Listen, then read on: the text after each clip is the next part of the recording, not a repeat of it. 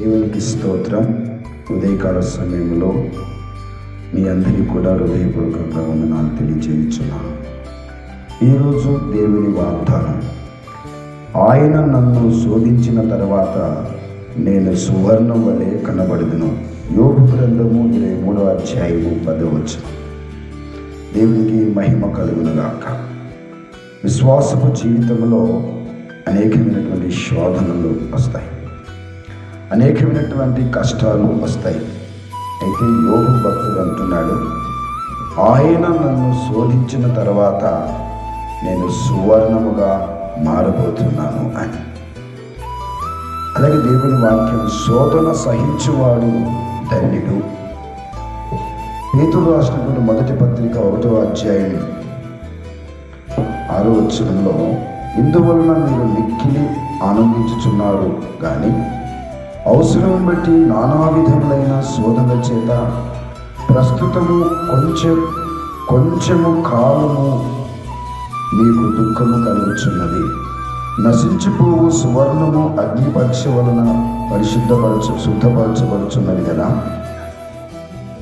దానికంటే అమూల్యమైన మీ విశ్వాసము ఈ శోధన చేత పరీక్షకు నిలిచినదై యేసుక్రీస్తు ప్రత్యక్షమైనప్పుడు మీకు మెప్పును మహిమయు ఘనతయు కలుగుటకు కారణమగును. దేవుని యొక్క పరిశుద్ధ నామానికి మహిమ కలుగునుగాక. కాబట్టి ఉదయకాల సమయంలో నశించిపోయేటువంటి బంగారము అగ్ని చేత పరీక్షించబడినప్పుడే అది శుద్ధ సువర్ణముగా మార్చబడుతుంది.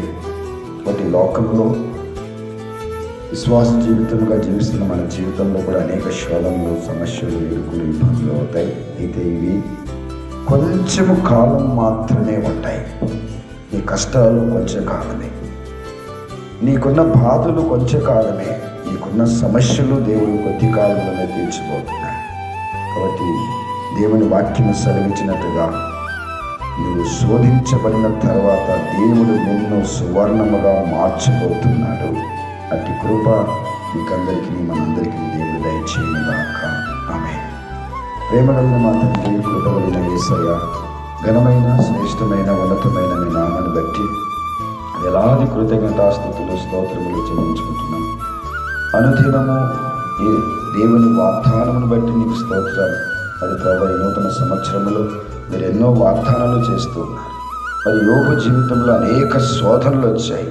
కానీ భక్తుడైనటువంటి యోబు, ఆయన నన్ను శోధించిన తర్వాత నేను సువర్ణముగా కనబడతాను అని సెలవిచ్చినట్టుగా ప్రభు నిజమే.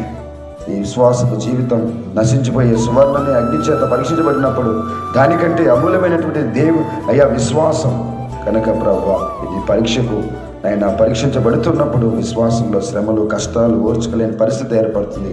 అయినా ప్రభా, నువ్వు ఉన్నావని ధైర్యం, నీ కృప అందరికీ దయచేయమని, కష్టాలు, శ్రమలు, శోధన నుంచి విడిపించి దీవించమని ఉదయకాలపు ఆశీర్వాదంతో